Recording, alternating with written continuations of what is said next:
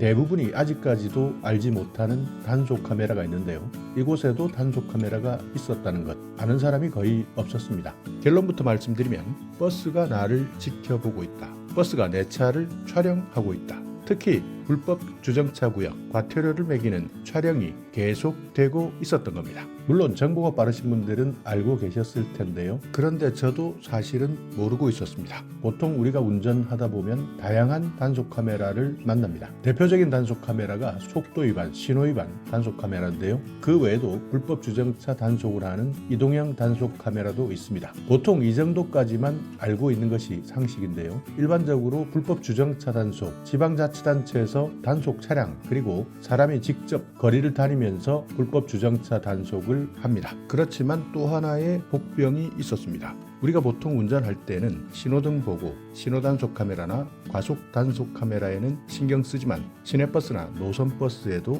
단속 카메라가 설치되어 있을 것이다 라고 꿈에도 생각하지 못하는 분들 아직도 많을 겁니다. 알고 계셨다면 이미 눈치채고 안전운전 그리고 불법 주정차에 걸리지 않도록 노력하셨을 텐데요. 그만큼 최근에는 시내버스에 탑재된 카메라 단속 몰랐던 사람들이 정말 놀라는 경우도 많습니다. 최근 교통사고가 많이 증가하고 있기 때문에 지방자치단체 그리고 경찰청에서도 교통안전에 대한 관심이 높습니다. 그렇기 때문에 시내버스에 카메라를 탑재하고 단속하는 것 지금까지 교통사고 위험 요소를 줄여나가는데 많은 효과가 있었다고 합니다. 시내버스는 도시 안에서만 운행되기 때문에 많은 사람들이 이용하는 도로에서 어느 곳이 교통사고 위험성이 높은지 어느 곳이 불법 주정차 때문에 혼잡한지를 확인하는 수단이 되기도 합니다. 그렇기 때문에 시내버스에 탑재된 카메라 단속은 여러 가지 교통사고를 예방하는 데 큰 역할을 하고요. 또 버스를 운전하는 영상과 사진이 기록되기 때문에 더욱더 안전하게 운전하고 있다고 합니다. 일반적으로 시내버스에는 여러 가지 카메라가 탑재되어 있는데요.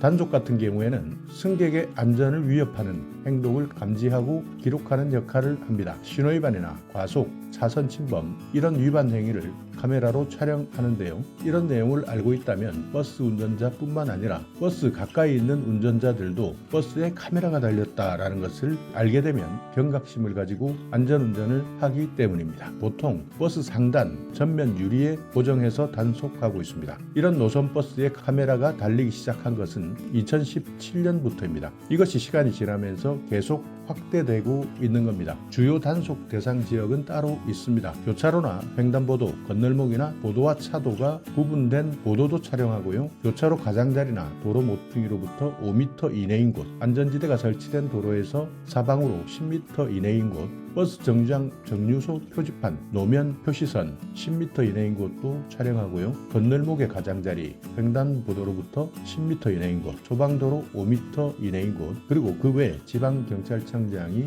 도로가 위험하다 그래서 특별히 인정해서 지정하고 있는 곳이 있습니다. 그리고 교통약자보호구역도 집중단속 대상이고요. 여기에는 어린이보호구역, 노인보호구역, 장애인보호구역도 해당되고요. 버스 전용 차로에 진입하거나 자동차 전용 도로도 단속 구간에 포함되어 있습니다. 그리고 그 외에도 지방마다 조금씩 다르지만요. 주택가 일대 고질적으로 불법 주정차가 일어나는 곳이 있다면 협의해서 포함할 수 있습니다. 그렇기 때문에 앞으로는 운전하실 때 내 주위에 버스가 있는지 확인해 보시고요. 단속 카메라가 장착되어 있는지도 확인해 보시고 언제나 안전 운전하시기 바라겠습니다.